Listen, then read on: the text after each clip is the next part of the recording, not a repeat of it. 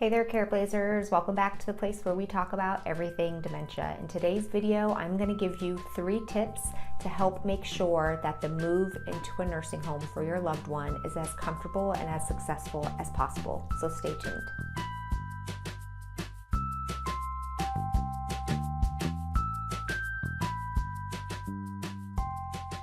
Before I share the 3 tips that some of my Careblazers have used to help make the move to a nursing home successful, I first want you to take a moment and stop and think about the stress of moving. If you can think back to the past, whenever you have moved, there's a lot of chaos, a lot of things missing or tucked away in boxes that you can't find.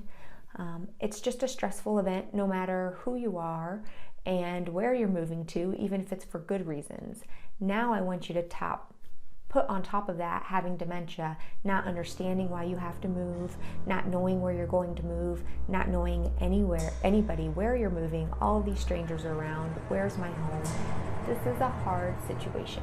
So just take a moment to understand that, put yourself in their shoes, that even if it's absolutely necessary and they understand that it's necessary to go to a nursing home, it doesn't make it an easy transition. So here are the 3 tips though to try to help make it as smooth as a transition as possible so that your loved one can be as comfortable as possible. All right, tip number 1 is preparing to get packed. Now, if you tell your loved one, and your loved one is one of the ones who is agreeable to going to a nursing home, and you say, pack your bags, get your things together, I'm taking you to a nursing home, well, you might be pretty disappointed or frustrated when you arrive to their house or go into their room and see that they haven't packed at all because they've forgotten, or that they've packed all the non-essentials like the Christmas decorations, but they forgot to pack pajamas, right? So you have to realize that you're going to have to help with the packing process. So that's tip number 1. Tip number 2 is thinking about the actual timing of the packing. So because, as we've just mentioned before, moving into a nursing home can be very stressful, very overwhelming, a lot of chaos going on, you should consider helping pack up your loved one, but during times when they're not around or they're not watching you. So maybe when they're napping, or maybe when they're sleeping, or maybe when they're off, another family member has taken them somewhere to lunch or out of the house, that could be a good time for you to pack, so that you're not a constant reminder of what you're doing, and they're not constantly asking you, why do I have to go? Why are you packing again? Etc. So tip number 1 is realizing you're going to have to help them pack, and tip number 2 is getting the timing right of when you're going to help them pack. Tip number 3 is to make their nursing home a warm welcome for them. So most nursing homes will allow you to go there a day or 2 earlier and set up their room for them. So you can bring things into their new nursing home room that will remind them of their home. So if there are particular pictures that mean a lot for them that they had around in their home, if there was a favorite throw blanket that they slept with every night, you can have that on the bed waiting for them. If they had favorite pajamas that they wore in the house, you can have that also on the bed waiting for them.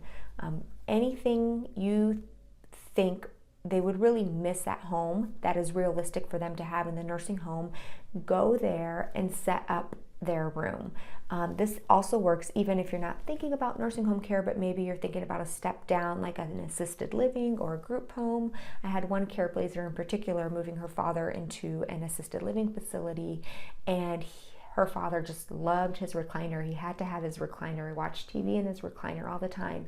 And so she worked with that assisted living facility and getting that recliner in there and waiting for him on move-in day.